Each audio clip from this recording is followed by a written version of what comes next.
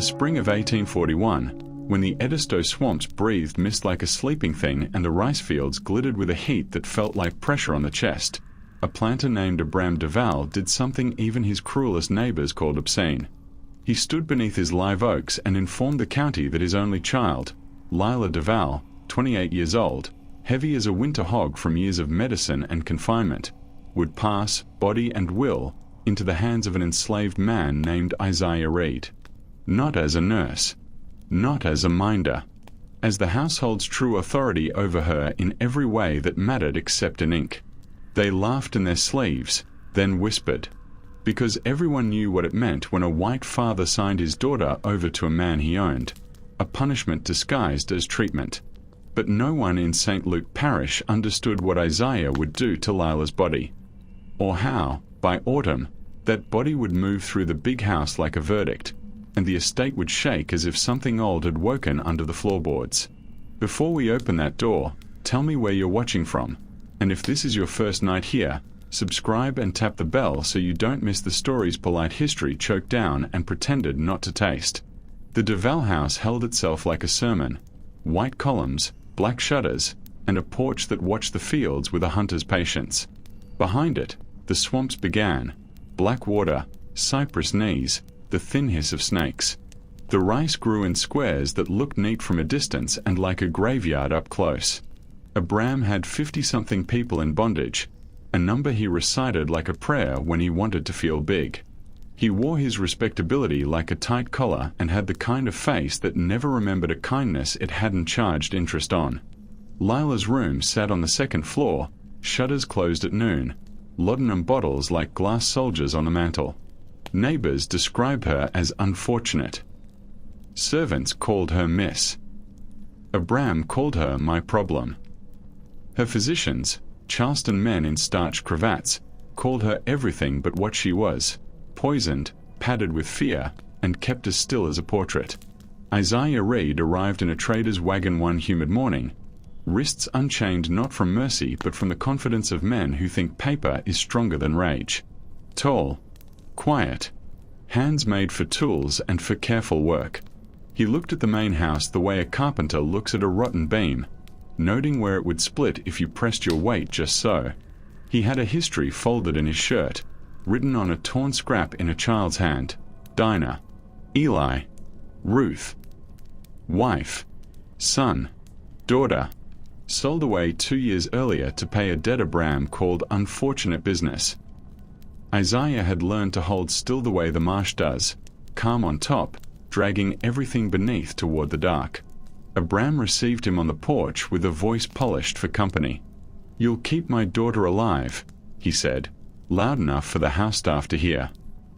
"You'll keep her calm, and you'll keep your head down." He didn't say the rest, that a certain circle of planters, men who believed the land drank what you fed it, had suggested this arrangement. He didn't have to. The swamp knew their names. Judith, the housekeeper with iron in her spine, guided Isaiah to a narrow staircase hidden behind the pantry door. "Miss Lila won't abide the big stairs," she murmured. "Says they watch her." The back steps were steep and mean. Halfway up, Isaiah touched the wall and felt a faint vibration, like a hive behind plaster. Old houses carry memory in their bones. This one hummed like something trapped inside wanted out. Lila met him with a laugh that was half snarl. "No more doctors," she said without looking at him. "No more needles. No more blessed cures." Her voice had the flatness of someone who has rehearsed defiance so long she forgot how to pronounce hope. She was not the caricature neighbors traded over pudding. She was large, yes, heavy with bread and syrup and tinctures, but there was a precise, burning intelligence in the way her eyes flicked to the door hinge, the shutter latch, the shelf of vials. She knew every lock in her prison, and she knew exactly which one she could never pick. Her father's shame. Isaiah opened the shutters. Light struck the bedstead and lit dust like snow. Lila flinched, then stared as if she'd never seen her own room in daylight. He said nothing for a long time. The laudanum bottles did the talking, amber mouths open, sweet narcotic breath turning the air sticky. He picked one up, tilted it, watched the syrup catch.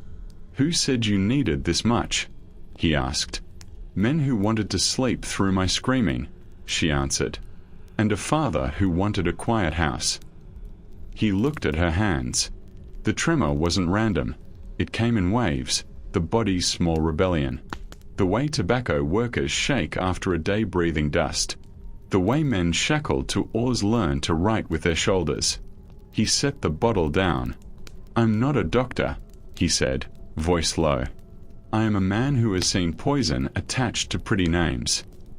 She studied him, sudden stillness like a cat sighting the first moth of summer. "You're not from here," she said. "You don't walk like you belong to anyone." "I belong to the people whose names I keep," he replied. He didn't show her the paper. He didn't have to. She understood the grammar of loss. For 2 days he did nothing but watch. Where the floor groaned. When the house exhaled.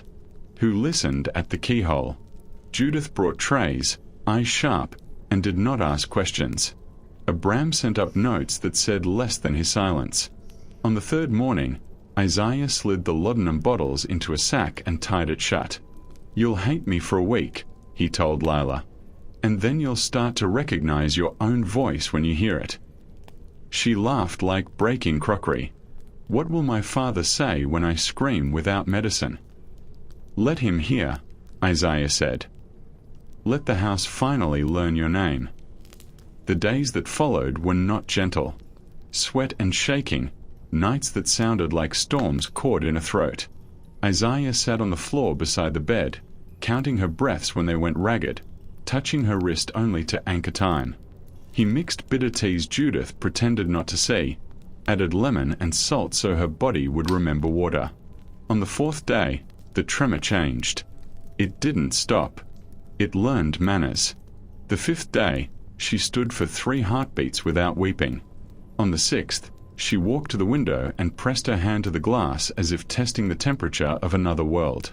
"Do you know what happens under this house?" she asked, voice clearer. "Do you know about the room they walled twice?" Isaiah looked at the floor. He had known the hum was not rats. "Tell me." Lila told him without tears, like reading a ledger. The nights she counted footsteps. The song the men sang too low to sound like words. The way the walls smelled of smoke even when no fire was lit. She told him what she saw at 12 when a key turned a door the world pretended didn't exist. She told him how, after, the doctors came with bottles and the father came with silence, and how the house taught her to eat her fear until her body remembered only heaviness and sleep. When she finished, the room felt colder. Isaiah spoke like a man measuring wood before he cuts. "If the harm was made in darkness," he said, "then the remedy will be made in light. You will eat what makes you move. You will stand until your heart learns a new beat. And when your body is yours again, we will go under this house." "Under?" Her smile showed too many teeth. "You mean to pull the rod out by its roots." "I mean to make the walls stop humming." "Then say it plain," she whispered.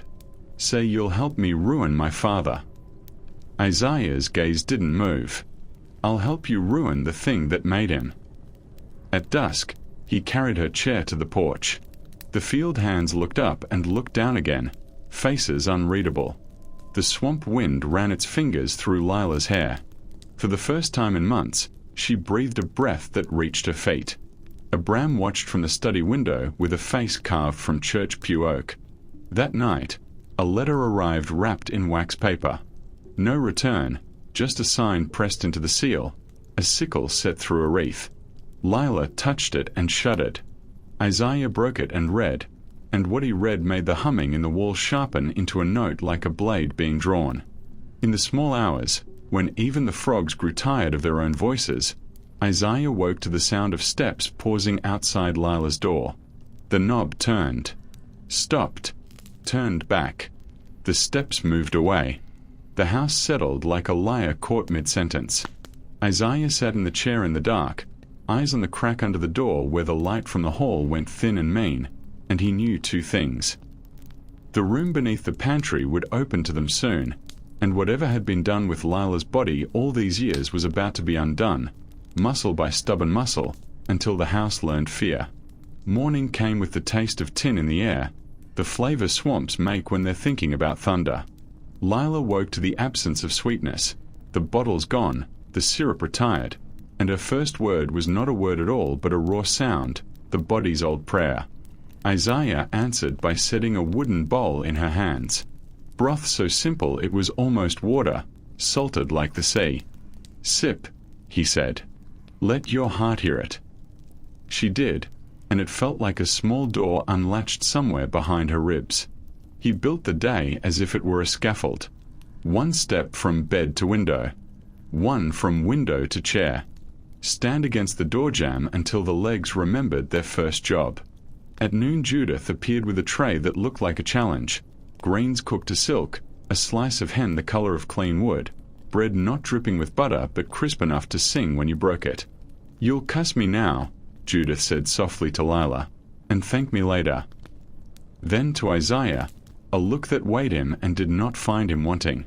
"If the master asks, I brought the usual custards." She left with the custards still on the tray. The letter with the sickle seal lay on the mantel like a snake that had decided to pretend to be a stick. Isaiah opened it when Lila slept. His lips moved without sound as he read. A time, St. John's Eve. A place, under the pantry. A tone, this is not an invitation so much as a threat. The last line was a number carved into wax. 13. He folded the message and slid it into the mattress seam. The house seemed to notice. The hum in the walls found a higher pitch. By the third night, Lila's hands had learned a new quiet. She sat on the floor and braided her hair as if combing through old habits, setting aside the worst and keeping what could be mended. "When I was 12, she said into the room's thin light, "I burrowed into a linen chest during a party and watched the legs of men passing, heard them laugh about the deep room as if it were a parlor. I thought the word meant wine. Later I learned it meant a door that didn't want to be a door anymore." She looked up. "If I go down there again, I won't come back a child." Isaiah nodded. "Then we go down as people who can't be reduced." He showed her the string he'd tied with knots at exact measures, a poor man's tape. "Old houses lie with their angles. We'll make our own truth." They crept by night, measuring the pantry wall, marking distances with chalk smudges Judith would wipe away before dawn, never asking why, never stopping. Lila's fingers smudged white. Her breath steadied to a rhythm that sounded like walking through trouble instead of running from it. On the 5th day they tried the stairs.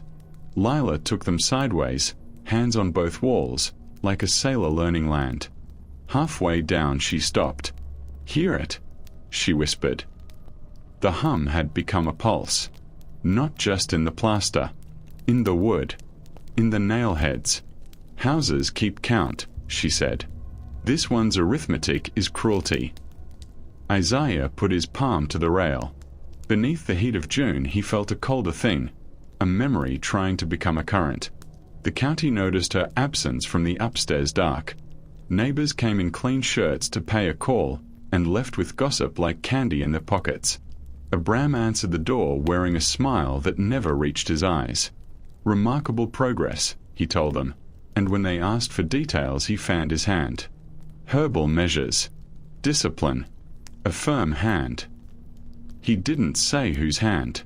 He didn't say who bled.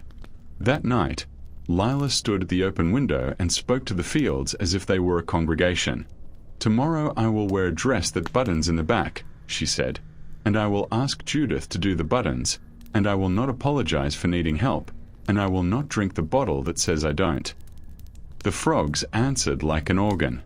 The moon slid out from a cloud and made the yard look like it had been dusted with bone. Somewhere beyond the live oaks, the river turned in its bed and went on pretending it was only water. It had seen worse. They built mornings the way you build strong bridges, not with miracles, but with repetition until the wood knows your foot. 10 paces. Rest. 10 more. Lila's breath was a bellows. Her heart obeyed like a forge waking. The first time she walked the length of the upstairs hall and back without touching the wall, Judith cried in a way that made no sound, and Lila laughed in a way that did, sharp, surprised, young. "I thought my voice had grown moss," she said. "Turns out it was just sleeping."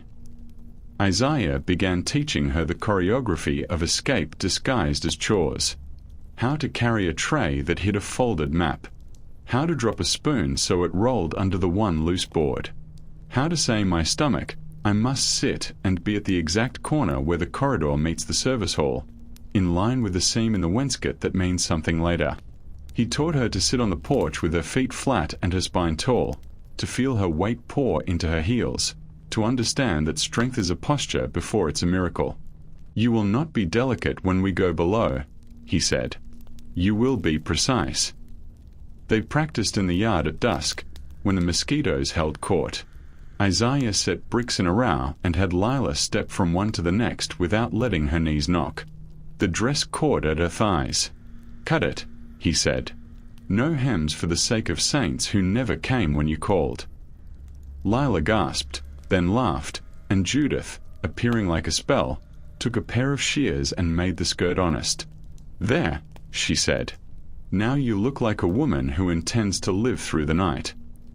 In the quarters after moonrise, Isaiah spoke not like a preacher but like a man laying out roads on a map. He didn't say revolution. He said repair. He said reckoning. He said, "I will not force a soul to risk for mine. If you help, your name stay with me and die with me." A few stepped forward, Josiah from the boiling barn with shoulders like doors, Lala with hands quick as a seam rip, little Benja who could slip keys from a ring like a magician and give them back before the owner knew to miss them. In the corner, old Miriam sang a tune without words, and the walls seemed to lean in to listen. Abram watched all of this and saw nothing. Men like him look through women and past the people they own. He noticed only the parts of Lila that made him ashamed. Not her steps. Not her eyes brightening like lamps turned up. Only the dress less tight across the chest. The chin lifting. "Better," he told the doctor when the man called, and the doctor patted himself for a cure he didn't design.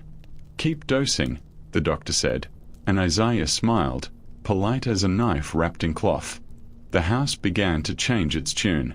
Boards that had groaned now clicked. Door latches that had stuck now slid. It wasn't that the wood loved them. It was that they were listening. "The hum is different," Lila whispered one noon. "Like a beehive after you smoke it, angry, then stunned, then quiet while it thinks about what to do next." Isaiah leaned his ear to the pantry wall and heard what she meant, a tone like a string tuned too tight. The sickle seal letters came twice more. The first, a list of items to be prepared for St. John's Eve: salt, ash, wine, a white cloth, a black. The second, the daughter must be present to demonstrate compliance. Lila held the paper as if it might bruise her. "They want me as a proof," she said. "Not a participant. An exhibit." Isaiah burned the letter over a saucer and let the ash fall. "Exhibits walk," he said. "We will plan for both, being seen, then being gone." What they called a supper the rest of the county treated like a matinee. The Duval dining room filled with the sort of men who kiss their wives in daylight and still smell of the night's secrets. Their wives shimmered in silk and didn't ask about stains on cuffs. They came to witness Abram's theater, the father who had tamed his inconvenient daughter with novel discipline. Lila descended the stairs on Isaiah's arm and the room made a sound like a book closing. Not because she was suddenly thin, she was not. Because she was suddenly present, eyes like lamps, back like a blade. Abram performed benevolence. "You see," he told the table, "a measure of structure, a regimen. We have achieved what doctors could not." He did not say Isaiah's name. That would make the structure visible. That would ruin the trick where the magician says the hat made the rabbit appear. The men nodded thoughtfully. The women watched Lila with looks that were not pity. Something closer to envy, something closer to fear. Women in rooms like this understand cages better than the men who built them. Isaiah served and listened. Names gathered themselves and pinned to his memory like moths. Mr. Keene with the teeth too fine. Reverend Tory with a scar beneath his collar. Rope burn, not shaving. Magistrate Pelham whose signet ring bore a wreath with a blade through it. When the candle hit it just right, it flashed like lightning trapped in metal. St. John's Eve, Pelham murmured to Abram by the window. We'll require privacy. Abram said, the pantry door is mended. Pelham, and the book. Abram, balanced. Isaiah refilled the decanter and remembered every word. They toasted to health. Lila sipped water. They toasted to prosperity. Lila watched the chandelier sway a fraction, as if the house had exhaled. They toasted to tradition. Lila set her glass down. The cut crystal made a sound like a coin dropped down a well. No one heard it but her. She filed it away under omens that are really plans. When the plates were cleared and the talk loosened, Mrs. Keene approached the sideboard where Lila stood, Judith at her elbow like a shadow with opinions. You look, well, Mrs. Keene said, as if the word might break. What did your father, what is your secret? Lila considered the woman, considered the room, considered the way the air felt on her forearms where it had not touched bare skin in years. I stopped sleeping, she said. That's all. The woman blinked, uncomprehending. Judith hid a smile that wasn't kind. By the night's end, the county had a new story to carry home. Lila Duval, risen from her bed like Lazarus but less inclined to thank anyone for the privilege. Abram's jaw flexed as if chewing gristle. He would have preferred gratitude. He was not prepared for competence. He did not know what to do with a daughter who did not tremble when he said her name. Alone again, Lila and Isaiah stood in the pantry with only the hum for company. He untied his knotstring. She traced chalk in small, precise crosses. 3 nights, he said. 3 more and they descend. Lila nodded. And then we stop counting steps and start taking them as if they belong to us. They rehearsed survival the way other households rehearse hymns. Judith produced keys like a magician produces birds. I've been collecting copies since I had black hair, she said. Men are sloppy with power. They'll let you take the shape of it if you smile real nice and tilt your head. She pressed 2 into Isaiah's palm and 3 into Lila's. 1 for the pantry, 1 for the cellarette, 1 for the little door your father thinks nobody knows. Lila kissed her cheek. Judith wiped it away with a sigh and pretended it was sweat. Isaiah took Lila into the yard before dawn when the world is mostly blue and the birds are voting on a song. He had her step into the dew barefoot. Your feet forgot the earth, he said. The earth didn't forget your feet. He looped a rope between 2 posts and had her lean and pull until her shoulders found a strength she had mislaid. He placed a basket of stones at one end of the porch and set a chair at the other. Back and forth. Not a punishment. A prayer. You said you wanted to ruin a thing, he told her, but first you have to build something in its place. Call it a back. She couldn't help it. She grinned, teeth bared like a dare. By the week's end she could carry the basket without stopping. Not because she was lighter. Because she was real again. This is what you did to my body, she said one evening, voice soft with awe and a needle of anger. You told it the truth after years of being lied to. Isaiah nodded and did not pretend he wasn't proud. In the attic, they packed a bag that did not look like a bag. Coins sewn into hem. Pages torn from a ledger sewn into the lining. Ink disguised as old wine blotches. A small knife with its handle wrapped in ribbon the color of the nursery curtain Lila remembered from before her mother died. A girl should have something of her mother, Judith said, I somewhere else. Lila tucked it into her pocket and didn't say that her mother had left her something else, too, the knowledge that a house can kill you slowly with comfort. The night before St. John's Eve, old Miriam drew Lila aside and took her wrist in a grip that felt like a root reaching deeper. Listen good, she said. You been fed things meant to make a body quiet. Tonight you can hear the opposite. Noise that tries to become law. Do not let the sound tell you what is true. She pressed a packet into Lila's hand. Salt. For memory. Put it on your tongue if the room forgets your name. By then the pantry wall no longer hummed. It thrummed like a taut drum. The house itself felt restless, as if a weather change had gotten into the studs. Lila counted out loud in the hallway to prove to herself that numbers still belonged to her. 1 door. 2 lanterns. 3 steps where the board is split. Isaiah listened, checked, nodded.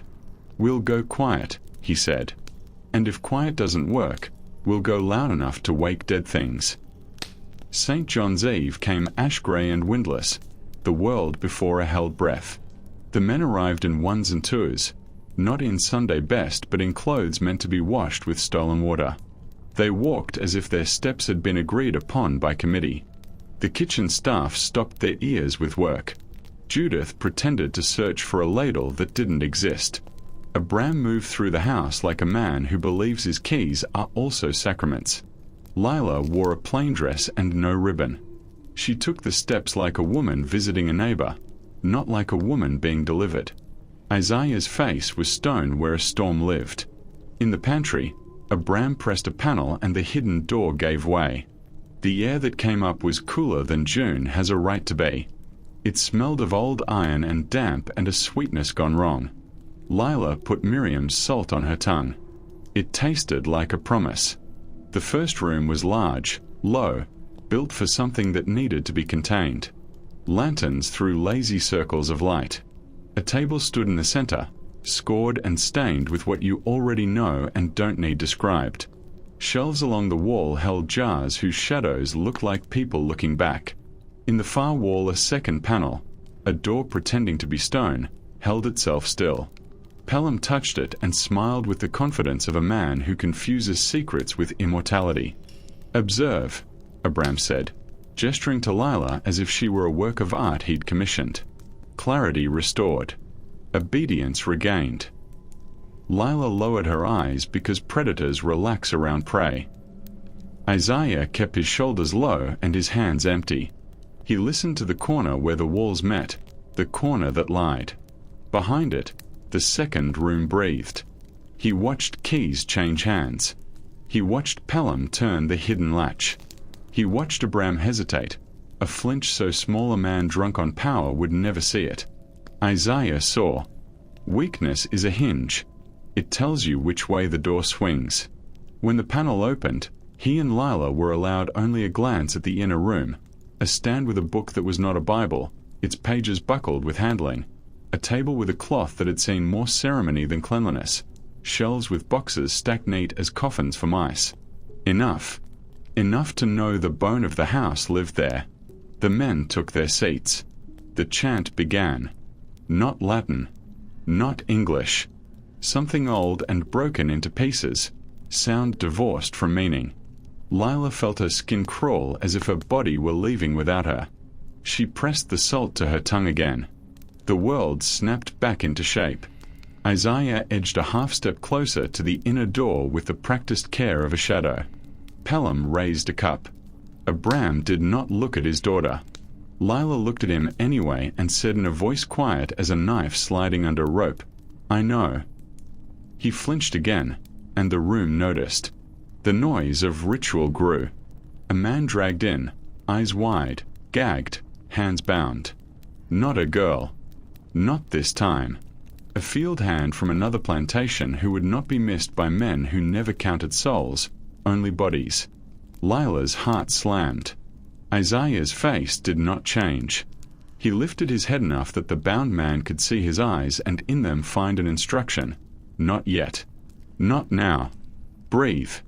Isaiah stepped, stumbled, caught himself on the inner door, and when his palm met the panel, he felt the latch give under the heel of his hand, a trick he had practiced on shutters and locks for years. The door opened the width of a book. He slid inside the second room as if blown there by accident and pulled Lila with him by the wrist so fast the eye makes up someone to stand where they had been. In the sudden hush of the inner chamber, time thickened. The book, leather, heavy, edges scabbed with yews, waited. Lila laid her hand on it like you lay a hand on a forehead to name fever. She opened to the middle. Names. Dates. Amounts under columns with titles that pretended to be pious. Yield, tithe, offering. The handwriting of men who loved how their letters looked more than they loved anything else. And there, in a tidy line, the proof of Isaiah's torn life. Dinah, W. Eli, B.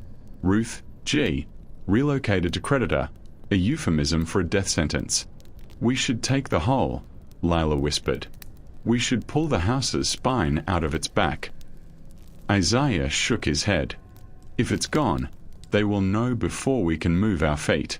We take pieces. They tore pages with surging care, slid them into the hem Judith had made deep, set others beneath Lila's bodice where even monsters obeying their own theater would not search. They closed the book and set it 1 inch to the left, because men who keep ledgers also keep positions precise. The moved inch would be a warning later to whoever looked closely enough to be a problem but not brave enough to be a solution. When they slipped back into the outer room, the chant had changed key. Abram had noticed nothing. Pelham's face was wet with hunger that had nothing to do with food. Isaiah met Lila's eye. Another night, another door. They were ready to leave when the hum in the wall stopped, and silence fell with a weight that made the lanterns flicker. Silence like the moment before lightning hits. Everyone in the room realized, at the same terrible time, that the house had been singing all these years not for decoration but to keep something asleep. And now the song had ended. It wasn't a ghost. Old houses make their own monsters out of the living. It was the sound of 24 feet on the backstairs, the sound of keys in the wrong hands, the sound of people who have practiced fear so long they can play it backwards. Judith first, because of course Judith. Josiah behind her, carrying a hammer that had seen barns razed and would now see something more honest. Lala with a sack that clinked quiet. Benja with eyes too bright. They came not as a mob but as a verdict. Lila had wanted to descend like a storm, to scream and smash, to feed the house what it had fed her. Isaiah had counseled patience. It turned out the house had its own calendar. The hinges on the pantry door gave up with a squeal that sounded like an old woman laughing. Men in the room reached for pistols and found empty holsters. Benja had done his work earlier when the gentlemen hung their coats and their caution together. Pelham opened his mouth and swallowed his cufflinks when Josiah's hammer introduced itself to the table. Abram backed toward the inner door with Lila as his shield. Old choreography, tired steps. Don't, she said. Not a play. A warning. He tried anyway. Isaiah was there, not a blur, not a miracle, just a man who had spent his whole life learning how to put his body between a bad man and a worse outcome. He took the knife from Abram the way you take a toy from a child who never learned to share and put his foot on the blade.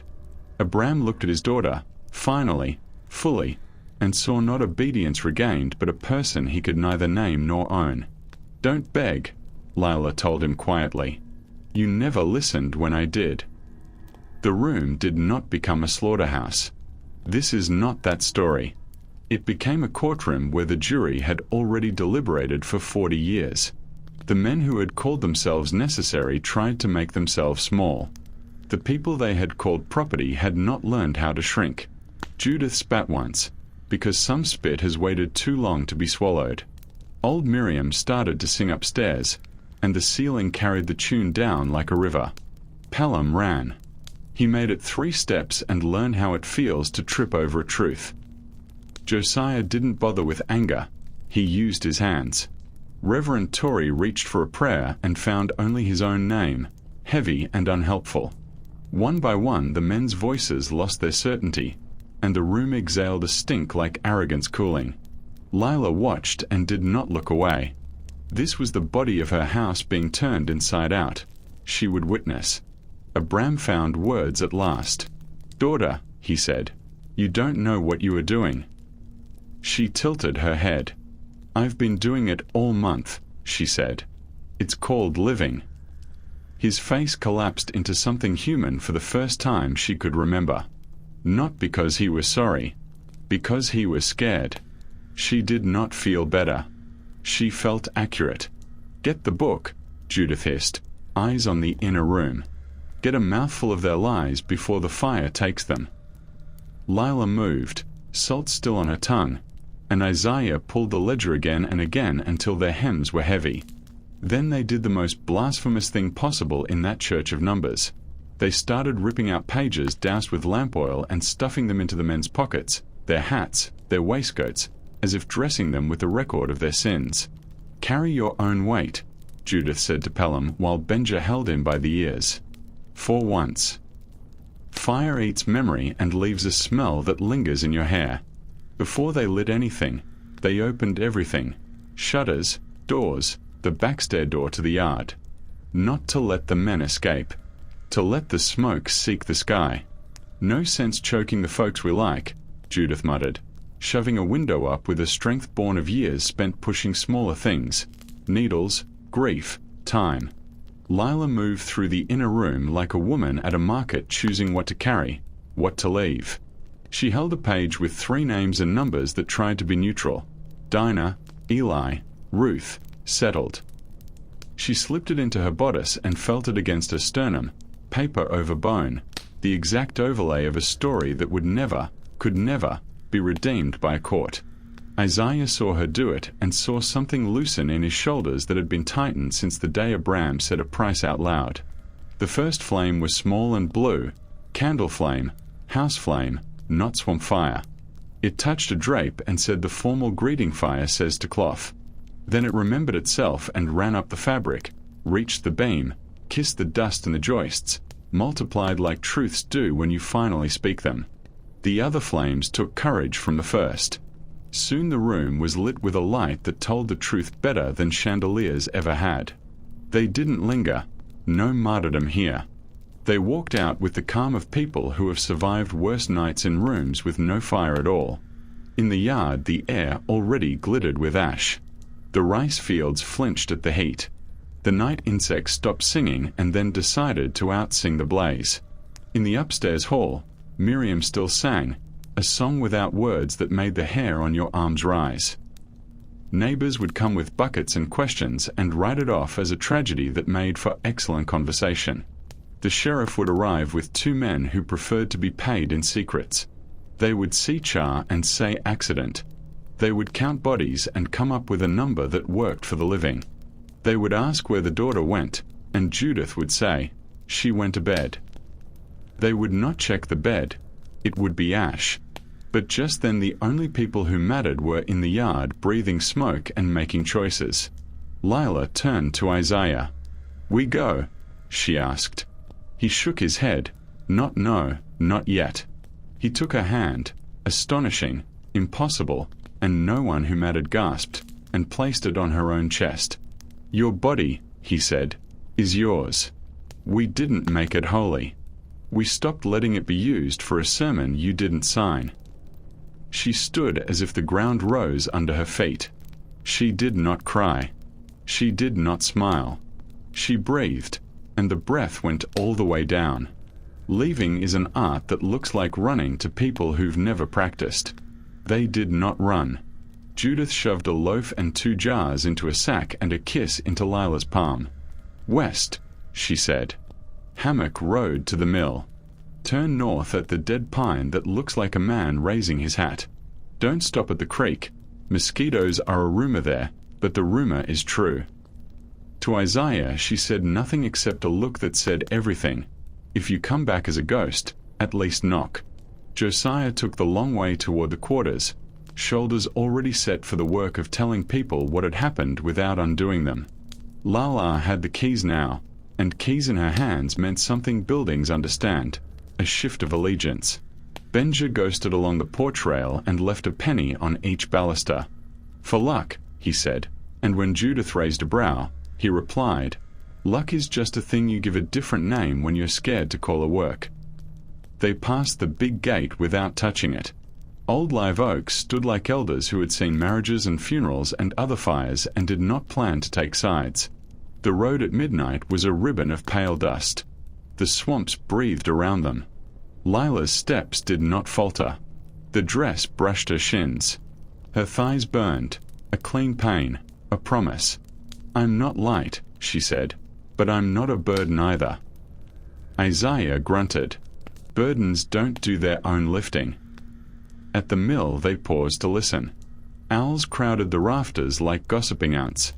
The creak made that sound creeks make when they carry someone's secret out of the county. Lila touched the hem where the torn pages rustled. These don't change anything, she said.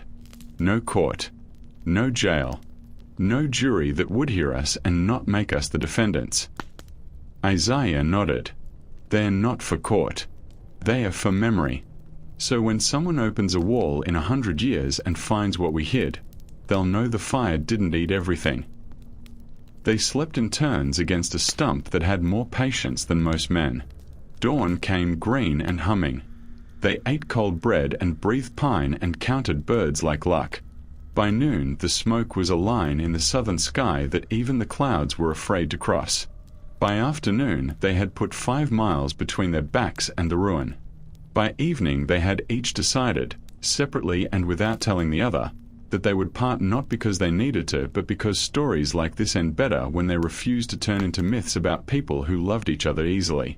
At the crossroads where the road turned sweet with the smell of horses, they met a wagon driven by a woman with arms like axe handles. Name's Hester, she said. You'll look like truth just tripped you. She lifted the top without waiting for permission. Climb in. I'm headed to town that isn't this one. They climbed. The wagon groaned. What's in the sacks? Lila asked. Hester grinned. Nothing. Which is what men see when they look too hard at us. Makes it easy to carry something. In town, the sheriff had decided to be important.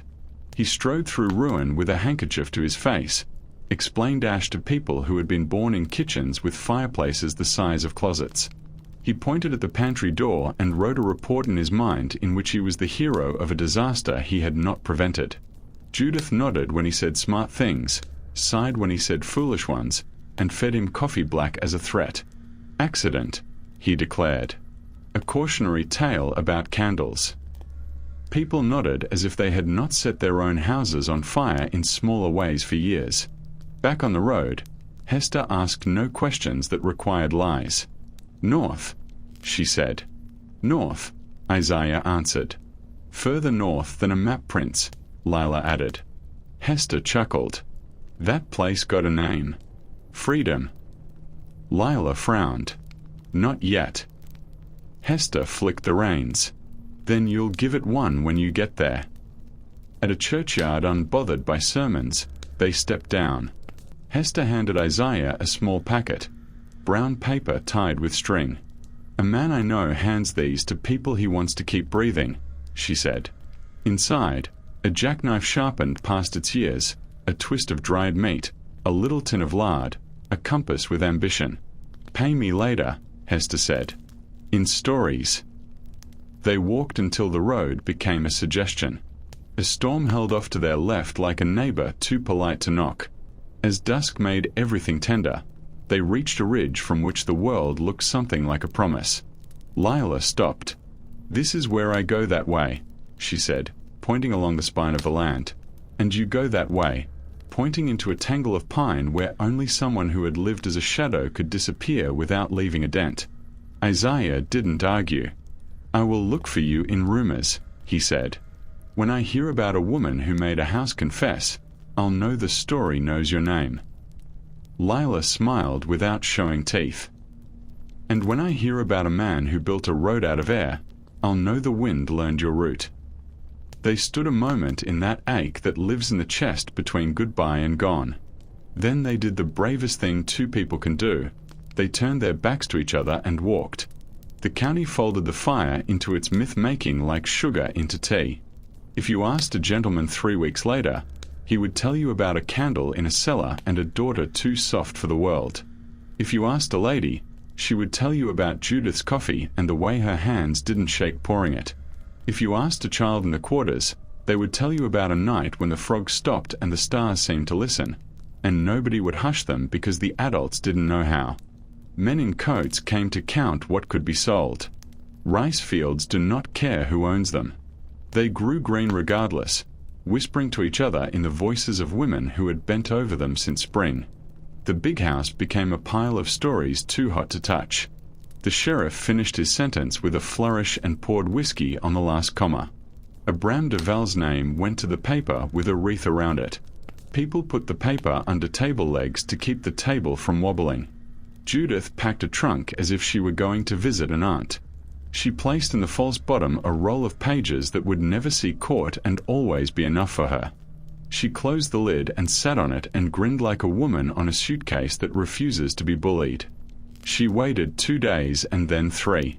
On the 4th, a boy on a mule delivered a note. Road good. Sky wide. Go.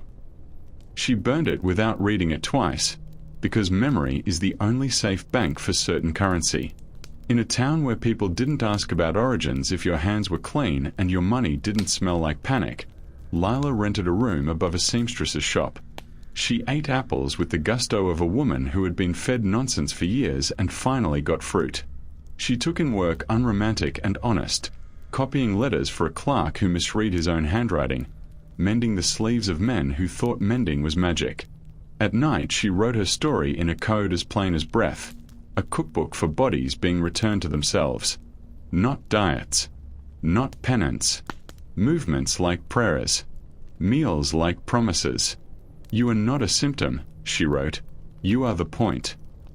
Isaiah disappeared into a network that did not call itself anything because names can be betrayed. He showed men how to bluff and children how to walk softer and women how to fix gates so a pursuer's horse might think twice. He taught a woman in a river town how to fold a map in her head and walk it when the paper burned. He wore out 2 pairs of shoes and a grief and did not complain out loud about either. When the moon was right, he took the pages against his chest and read the names until he could say them without swallowing his tongue. A man told him about a place where the law didn't reach as far as the river did. He went there and found it full of people like him, restless, useful, quiet enough to last. Years are strange. They stretch when you stare and snap when you turn away. The fire became a line in a history book written by someone who liked adjectives more than facts. People in parlors repeated that the cruel are sometimes unlucky. People on porches said luck has nothing to do with it. People in kitchens turned the story into a song you could hum while you chopped onions. Lila's cookbook of returnings grew heavy. She wrote how to open a window and sit and put your feet on the sill and count the crows until your breath forgot to skip. She wrote how to carry a basket until it stopped being a punishment and started being a way to name your muscles. She wrote how to eat salt like you mean it, and how to refuse a bottle that lies. She never wrote her father's name. She did not need to. The sentences carried his outline anyway, like a watermark you only see when you tilt the page. Judith moved to a small house with a porch big enough for rocking chairs and opinions. She became the sort of woman to whom other women bring troubles and leave lighter. Sometimes she would go still and look south and smile like a woman remembering a joke she finally understood. Once she visited Lila and brought a pie that scared the daylights out of the landlord with its perfection. People think we don't know science, she said, flaking off a crust. We've been conducting experiments on how to live under weather for generations. In a frontier town with more sky than sense, Isaiah stood on a ridge and watched a group of 7 men and 4 women and 2 children become not a ragged line but a congregation walking. He had the compass Hester gave him and the knife that had belonged to a woman whose kitchen fed bodies and wars. He kept his hand on the pages against his chest and felt his heart keep time. Sometimes he found a whisper about a woman up north who ran classes for laundresses and seamstresses and cooks, classes that were really gatherings where women stood up and learned to stand. He heard she did not let men in and laughed alone in the pines because men were overrated at certain kinds of resurrections. He did not try to find her. It's a holy thing, to leave someone where the story made them powerful. Decades later, a boy rewiring a wall in a Charleston row house found a tin with paper rolled inside. Pages cracked like old sugar. A ledger hand. Names and numbers. A stew of fact and arrogance. He brought it to a librarian who put on gloves the color of rain and read until she forgot what age she was. The tin went missing on the way to an archive large enough to hold the universe. That's how these stories travel, by rumor and theft and a stubborn refusal to shut up. The county still has a field where rice refuses to grow like other fields. People say the soil was salted by a widow careless with tears.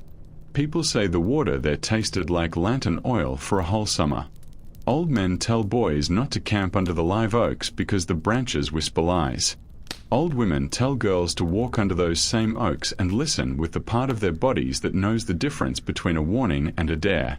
If you stand on the ridge where two roads pretend they don't know each other and look south on a clear day, you might see a line of darker air where the Duval house taught itself to be a memory. If you stand there long enough, you'll hear a hymn that isn't. Voices without words. A ledger being torn. A dress being cut to make room for a stride. A woman saying her own name out loud in the dark, not to call anyone, but to hear how it sounds when it belongs to her. What Isaiah did to Lila's body was not a marvel and not a crime. He returned it. He walked it back from a border where men had parked it for their convenience. He traded syrup for salt, sleep for strength, despair for repetition until the bones remembered. Lila did the rest. She carried herself down those stairs. She walked through the wall that stopped humming. She stepped into a night that didn't promise anything and took it anyway. The house learned fear. The county learned nothing and everything. The river kept moving because that's all rivers know how to do. If anyone ever asks you whether the past stays put, tell them about the pantry door and the night it opened because a woman had the nerve to be awake. Tell them about a ledger whose pages grew feet. Tell them about a father who thought his daughter was a problem and discovered she was an answer. And if you're here, watching a screen in a room that hasn't learned to hum, you get to decide what to do with that answer. You get to decide what to do with your own breath.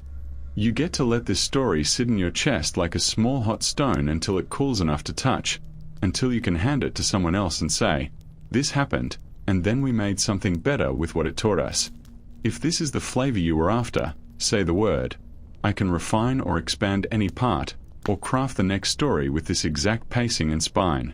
Tell me, was that night justice, or only revenge wearing a righteous face? Do you believe that torn pages survive somewhere, waiting to be found? And what haunted you most, the moment the hum stopped, the door that wasn't a door, or the quiet way a body learned to belong to itself again? Before you slip back into the light, drop a comment with where you're watching from. If this story kept you in your chair a little too long, tap like so I know to dig up more of these buried histories. Subscribe, hit the bell, and share this with someone who thinks old houses don't keep secrets. I'll be back with another tale the records refuse to keep, but the night remembered. Until then, check your pantry door, salt your tongue, and listen. Some doors don't hum until you do.